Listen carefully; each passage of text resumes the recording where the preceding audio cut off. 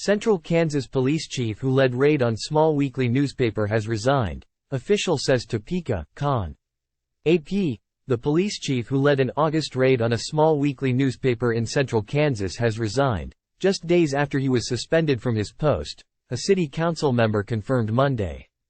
City Council Member Ruth Herbel confirmed that the mayor announced Chief Gideon Cody's resignation at Monday's city council meeting. This is a breaking news update. AP's earlier story follows below. TOPEKA, Kansas, __ body camera video. From a Central Kansas Police Department's raid of a weekly newspaper shows that an officer rifled through a desk drawer of a reporter who was investigating its chief and then beckoned the chief over to look at the documents he found. The police chief leading the August raid on the Marion County Record then says, "Keep a personal file on me.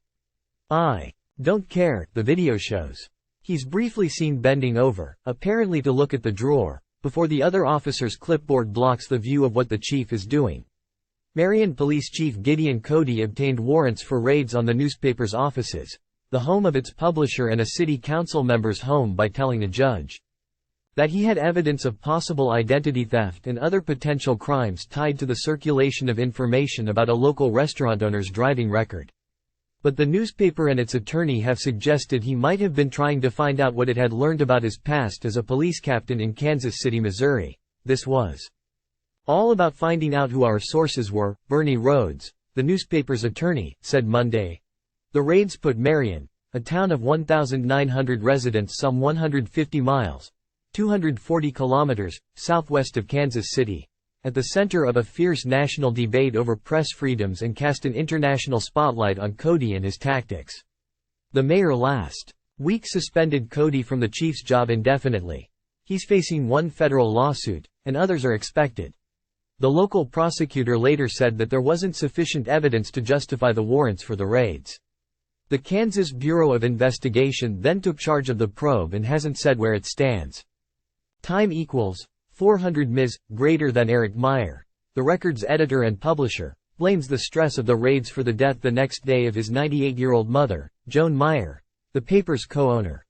Cody did not respond Monday to an email and telephone message seeking comment about the raids and the newspaper's view of his motives. But the body camera video shows him repeatedly telling newspaper staffers that he is investigating how it and City Council Member Ruth Herbel obtained information about the owner of two local restaurants, Carrie Newell. "It grew into a monster, and it's got your name on it," Cody told Record reporter Phyllis Zorn, who had verified information about Newell online. After reading Zorn her writes, one video shows. The Associated Press obtained copies of the police department's body camera video through an open records request from a Wichita law firm representing Cody in the federal lawsuit. It was filed by Deb Groover, the Record reporter who'd been looking into Cody's past, who recently left the newspaper. The video of Cody at Groover's desk is from the body camera of Marion police officer Zach Hudlin. There appeared to be no corresponding video of the same moment from Cody's own camera. The video shows that officers, led by Cody, searched the Record newsroom. After interviewing Zorn, Groover and the newspaper's business manager, and escorting them out of the building. Hudlin then goes through a drawer in Groover's desk, after Groover told the chief she had nothing to do with the reporting on Newell. Hudlin asks Cody, "You want to look through this desk?" Time equals 400 Ms. greater than Cody responds that Hudlin has the right to look through it, and Hudlin replies, "I know. I'm asking, do you want to look through this desk?" After Cody goes to the desk, Hudlin tells him, "You will understand shortly." It's not clear from the video how closely Cody examined what was in the desk, and the object Hudlin found, described by Rhodes as a file on Cody's time in with the Kansas City, Missouri, Police Department. Cody retired from the Kansas City Police in late April, around the time the Marion City Council interviewed him. He took a big cut in pay.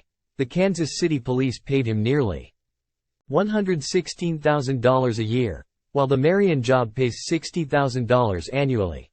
Meyer has said Cody knew weeks before the raids that the newspaper was looking into anonymous tips about why Cody retired from the Kansas City Police.